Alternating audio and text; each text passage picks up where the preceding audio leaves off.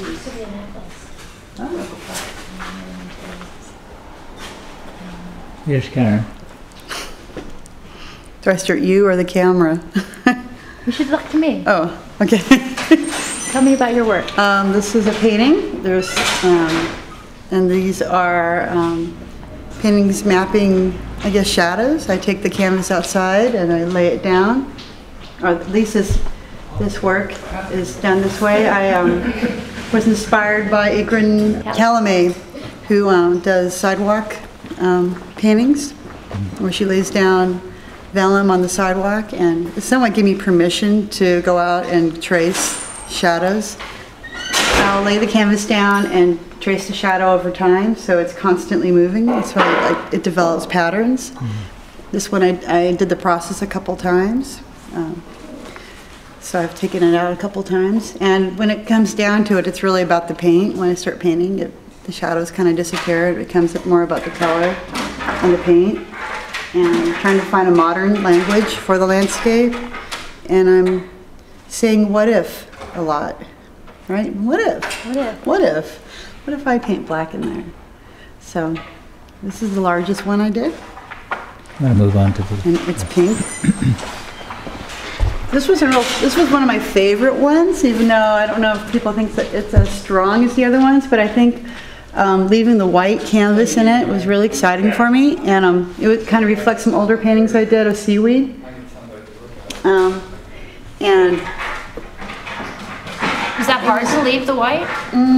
yeah, it's kind of like, what do you leave, what don't you leave, and it was exciting. It was really as exciting as a painting could get. As a painter in your studio, you could get pretty excited about, you know, just the way a color meets another color, and you're like, oh my God, it's brilliant, you know.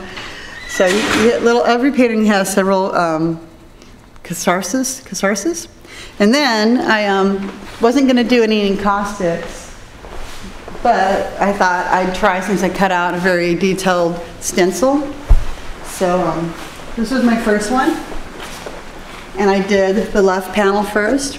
And this is a plant called Lucifer's Crocomia? There's an S actually, Crocomia, okay. And it's just one side of the shadow of the plant, and then I brought it across and gave its reflection somewhat. And there is something very intriguing about doing this process and very exciting for me, so I continued the process.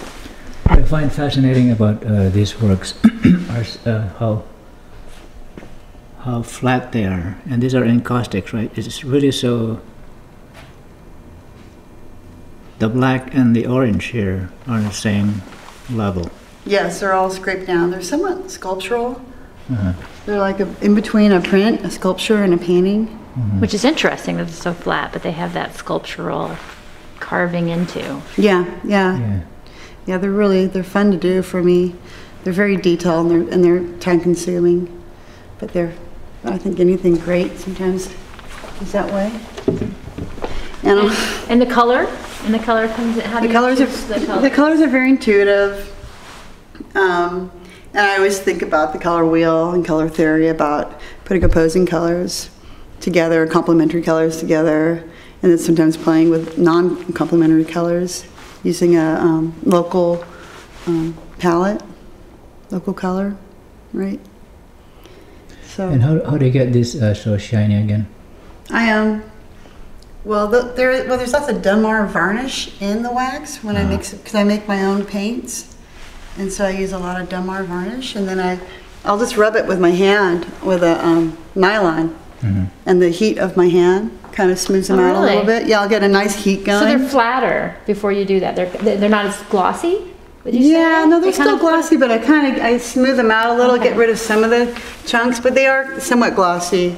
But no, when you do that, they get more glossy.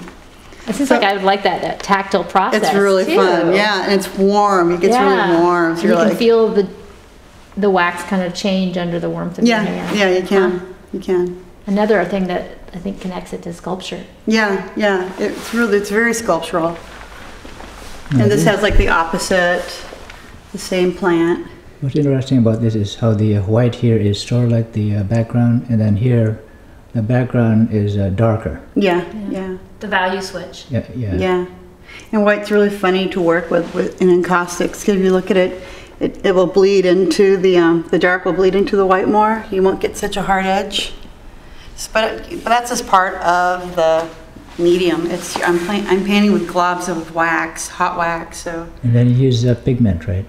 Well, yeah. It's beeswax, pigment, and dimmer varnish, and that's it. So, but I use a lot of pigment. And other than that kind of buffing technique you talked about, there's no coating that you add at the end. No, and it's the colors go all the way through. It's not like a layer of color on top. The colors go all the way through. So the red goes all the way through, and the orange goes all the way through. And this yellow is just by having a little too much yellow pigment inside the orange. Okay. So it almost looks like stone. Yeah, I thought that was kind of interesting when you were talking earlier, that there was some texture.